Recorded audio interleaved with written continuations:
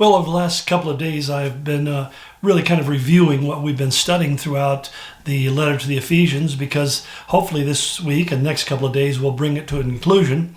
We're at the very end where Paul really is giving his offering, his closing salutations or comments. And for me personally, it's one of the most interesting parts of Paul's letters at this point, because it's a curious little gems that you find hidden in these little comments and closing remarks that he makes. Because sometimes we read them as if they're just kind of words, blah, blah, blah on the page, love, joy, peace, blah, blah, blah. And in fact, Paul is very careful and never wasted a word, never said anything he didn't mean to say and didn't feel was important to say. And so I find it's really fun to kind of dig down a little bit and see what exactly were the things that Paul was saying. And what's interesting in verse 21 is he begins his closing comments by mentioning the name of one of his co-workers. His name is, well, we would read it, Tukikos. Tukikos is really the way you pronounce it. And it means fortuitous. In other words, fortuitous means favored by fortune. Fortune was one of the Roman gods, so it's clearly a Greek and Roman name. And, you know, his parents probably gave him his name as birth, but I think Paul also kind of saw it being true of Tukikos, that he was a fortuitous man. I mean, there was something good being around him, because he describes him this way. He says, he's our dear brother and faithful servant of the Lord. And he goes on to say, and he will tell you everything so that you may know how I am and what I am doing.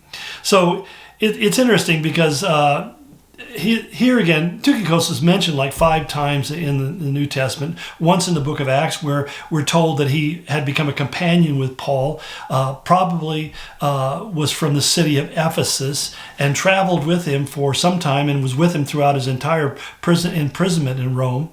But of his character, again, he says 3 really significant things. The very first thing is that when he calls him his dearly beloved, or his dearly loved brother, it means that there was a deep affection for him, that Paul really enjoyed him and liked to be around him, which kind of suggests to us there was a respectful and supportive character, a guy that Paul felt that he could rely upon. But, you know, it's one of those kind of things that we can love people dearly, but Paul would write to the Corinthians at one point, he said, the more I love you, the less I feel loved. In other words, there's that narcissistic part of our sinful personalities that when people speak the truth to us, even when it's loving, that we react negatively to it, and we resent it and feel like we're being attacked. And when that happens, that says more about my problems than it does about them. In fact, it may be a very clear indication that they're actually right. I remember after one of my podcasts one time on YouTube, there was somebody, a former pastor, who decided that he needed to inform people about what a dastardly guy I was. It was it was interesting because, you know, he talked about encountering me 20 years ago, and he spent 5 minutes with me and realized that he had nothing to learn from me, and so forth and so on. And I read through it, and quite honestly, as I read it, I thought to myself, yeah, that's probably true. That's probably true. I mean, it's not beyond me to act like a jerk or be dismissive. And I look back 20 years ago, there are so many things that I would do differently. But the thing was, what's unfortunate is because it was more of a problem for him than it is for me. Not that I would deny that I would have those weaknesses, but the fact of I've learned from my walk with God and from him, the breaking and humbling that God brings into every one of our lives, that those things are probably true. And the worst thing we can do is try to defend ourselves and say, that's not right, that's not fair. No, it probably is true. I mean, let's be honest. Every one of us has done and said things that we look back on and saying, that was really not bad behavior. I think about how many times I've gotten irritated with some company because they've done something really wrong or unfair. And I have a way of being able to express myself with forcefulness, and I have a way of sometimes phrasing things that are subtly designed to diminish the value of that person, at least in my eyes, and hopefully in their own. And I've caught myself doing that over the years, and I step back and go, that's really not a good thing. It's not a godly thing. It's not imitating Christ.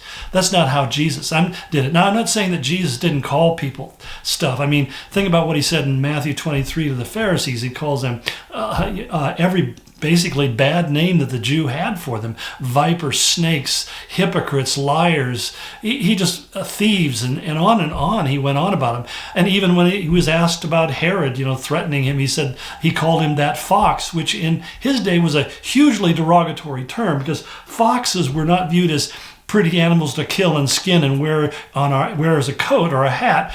Foxes were unclean animals that destroyed crops, and they were a menace. We would look at a fox they'd look at fox the same way we look at a rat. And so, he's really calling Herod a very dastardly character. He was a greedy, selfish, murderous man who was basically probably a total sociopath who didn't care about anybody else but himself. Saying all of that, we need to be careful nonetheless, because when Jesus said it, it was an accurate label. It was describing him as they accurately word and informing the people around him. You need to understand who these people are. When he said, beware of the leaven of the Pharisees and of the Sadducees, he warned about bad characters and bad personalities. And we need to do that as well. We need to point out bad behavior and especially bad leadership. But we see it on a local or national or personal level. We need to not be afraid to say, no, that's bad behavior. That's bad leadership. That's a bad actor in the realm of things. And I'll just tell you, my wife and I pray every day that in terms of our national and international situation, that God would expose the evil works of darkness.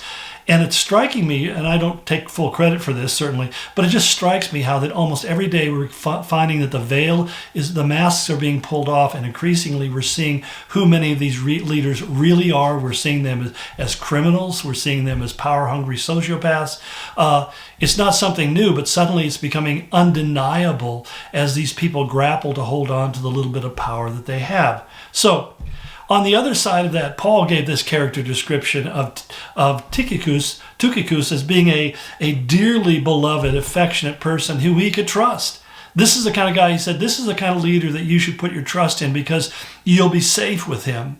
Secondly, he called him a faithful servant, which means dependable, highly trusted co-worker of Paul. In fact, when he wrote to the Colossians about him, he said this: all my state shall Tukikos declare unto you, who is a beloved brother and a faithful minister and a fellow servant in the Lord. For Paul, I don't think he can give any higher endorsement that he's not only somebody that we all love, but he's faithful. He will do what he is instructed to do, what he knows is right, and he labors side by side with us. He's not caught up in pride. He's not striving for a position.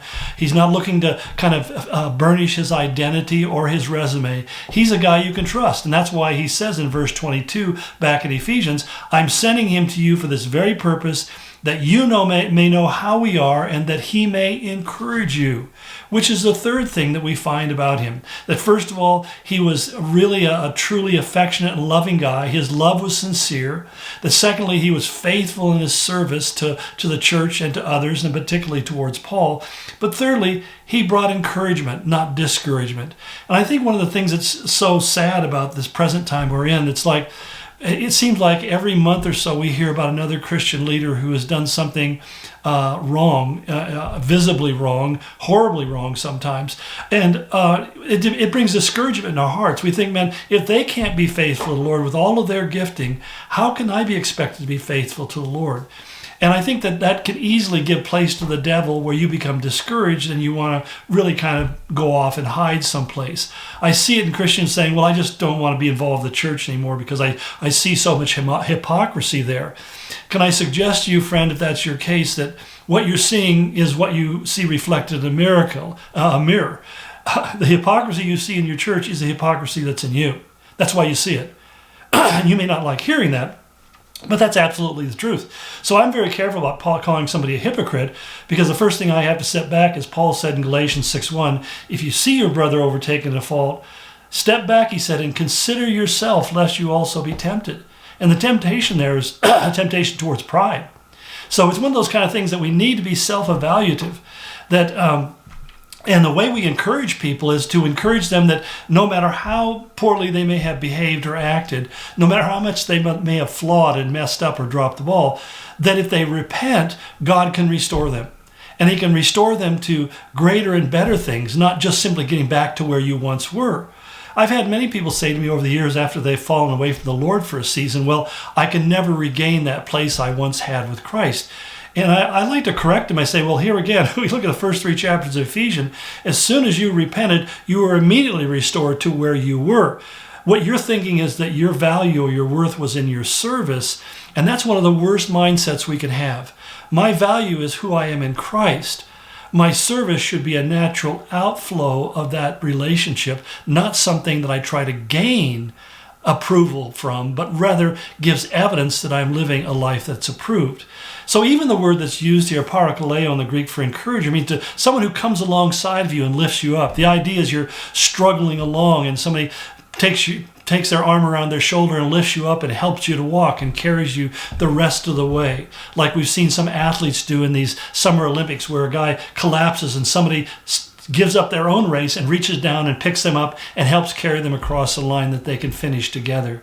That's such a perfect image of what this word means, because this is a person who comes alongside us. They encourage us to keep going, not to be defeated by our defeats and our failures. They strengthen us by speaking truth into our life, and they exhort us, they lift us up, and they comfort us in the ways that we've been hurting.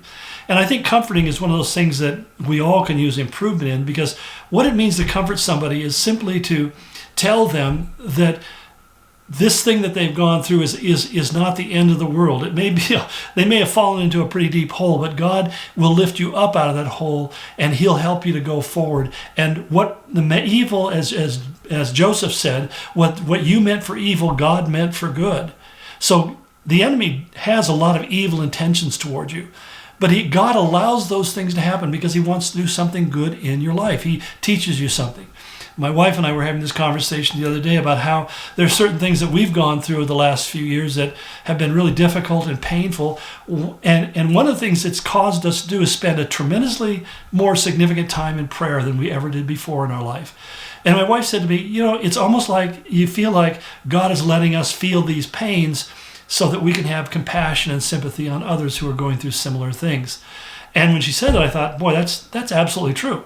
That's absolutely true. But that's an encouraging word, because where we get discouraged is we feel like we're going something and there's no value in what we're going through.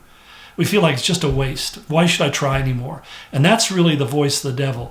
God comes alongside, or He sends that spirit-filled person in your life and said, it may feel like a great waste, but God is the greatest recycler. He takes ashes, the prophet said, and He makes them into things of beauty.